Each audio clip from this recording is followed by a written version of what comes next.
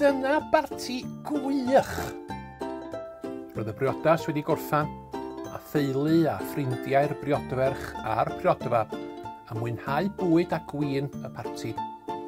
Roedd Iesu a'i fam, Mair, yno hefyd. Roedd Mair yn gwylio popeth. Gwelodd jygau win yn cael ei harllwys, gwelodd fod y gweision yn edrych yn bryderus. Iesu, meddai, mae'r gwin wedi dod i ben. Roedd Mair yn gwybod y byddai Iesu'n helpu.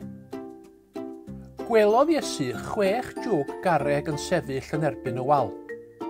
Dywedodd wrth y gweision, llannwch y jygau yna a dŵr.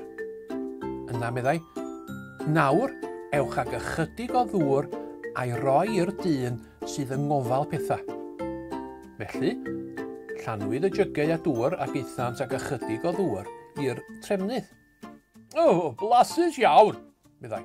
Dyna'r gwin gorau i mi ei flasu erioed. Roedd Iesu wedi troi'r dŵr yn win.